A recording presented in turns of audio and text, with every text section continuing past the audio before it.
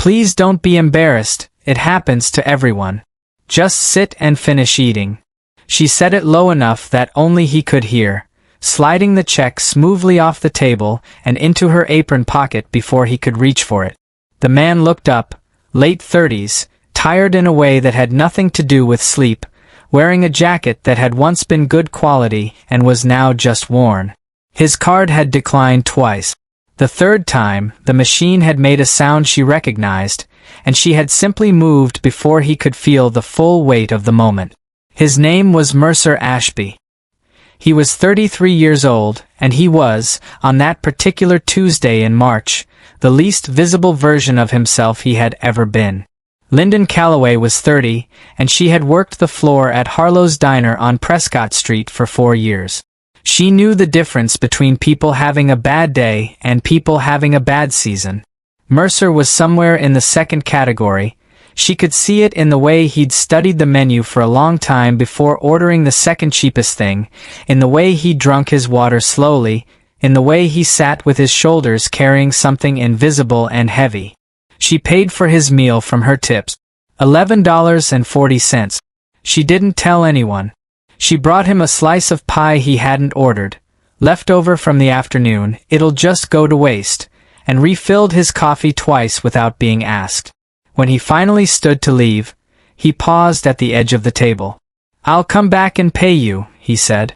Not as a pleasantry, as a fact delivered quietly with something firm underneath it. She shook her head. "You don't owe me anything." He looked at her for a moment. Really looked, the way people rarely do. "You didn't have to do that." "No," she said simply. "But you needed a meal and I had $11. It's not complicated." He nodded once, and walked out into the gray March evening. She didn't think about it much after that. The diner moved the way diners do. Table to table, hour to hour, the particular rhythm of a place where people came and went and rarely looked up long enough to see who was serving them. Lyndon had made peace with being invisible years ago. It was its own kind of freedom. Her manager, Grady, was a fair man who had run Harlow's for 18 years and was also, quietly, 3 months away from losing it. She knew this the way she knew everything about the diner. Through the small signs, the reduced supply orders, the conversations that stopped when she walked into the back. She didn't ask. It wasn't her place. But she thought about it on her drives home, the way you think about something you can't fix and can't stop caring about. Harlow's was not just a job for Lyndon. It was the place she'd walked into at 26, broke and directionless, and been handed an apron and a section and a kind of belonging she hadn't expected. She had found her steadiness here. Between these tables, under these lights, in the particular smell of coffee and the short-order grill. It mattered to her in the way places matter when they've held you during hard years. The thought of losing it sat in her chest like a stone. 6 weeks after the Tuesday with the declined card, a man walked into Harlow's at 9 in the morning and sat at the counter. He was dressed differently. A clean dark jacket, easy posture, something settled in his expression that hadn't been there before. It took Lyndon a full 20 seconds, coffee pot in hand, to recognize him. Mercer Ashby looked up and saw her register it. He smiled, a real one, unhurried. "I told you I'd come back," he said. She set the coffee pot down. "You look different." "I had a better March than February," he said. Then, more quietly, "A lot better." He wrapped his hands around the mug she'd already poured. "I want to tell you something, if that's okay." She leaned against the counter. The morning was slow. "Okay. The night I was in here, I'd lost my company. Not struggling. Gone. 7 years of work, a bad partnership, and a contract dispute I couldn't survive financially." He was calm about it, the way people are calm about things they've moved through. "I hadn't told anyone. I was too," he paused. "I was too ashamed to say it out loud to anyone who knew me. So I sat in a diner where no one knew my name." He looked down at the mug. "And the waitress paid for my soup." Lyndon didn't say anything. "It sounds small," he said. "I know it sounds small. But when you're that low, someone treating you like you're worth $11 and a slice of pie. He stopped. It reminded me I was still a person. Not a failure. Just a person having a hard time. He looked at her directly. I went home that night and called my old business partner, a good one from the early days. We started over. 6 weeks later, here we are. She absorbed this slowly. Outside, Prescott Street was doing its ordinary morning. I'm glad, she said, and meant it fully. He reached into his jacket and placed an envelope on the counter. That's for the meal. With interest. He said it lightly, but his eyes were serious. She didn't open it. You didn't have to.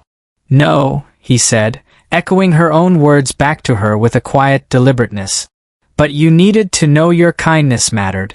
And I had the means to show it. She opened the envelope in the back after he left. Inside was a personal check and a folded letter.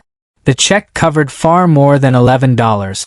The letter was 3 paragraphs, written by hand, explaining that he had learned Harlow's Diner was in financial difficulty, that he had spent the past 2 weeks researching it quietly, that he was prepared to purchase the building and the business outright, and that his first condition of ownership was that every current staff member kept their position, that Grady remained as floor manager, and that nothing about the diner changed except the debt.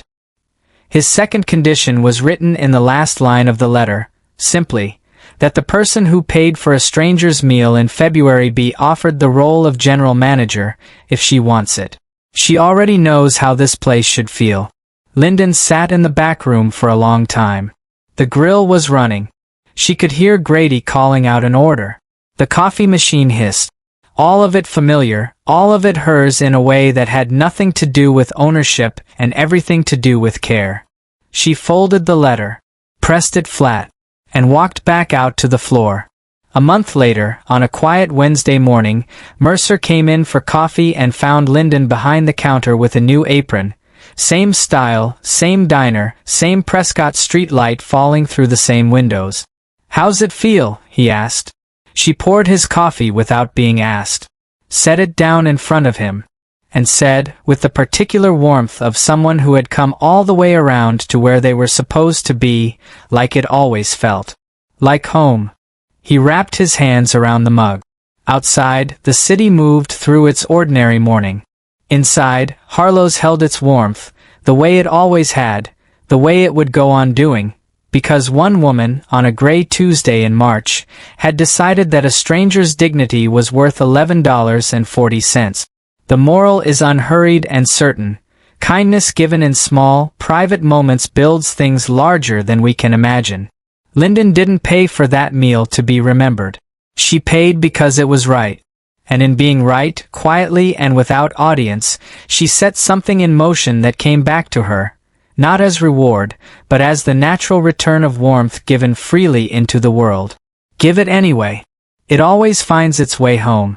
If this story touched your heart, please like, share, subscribe, and comment. Let's spread more stories of kindness and hope together.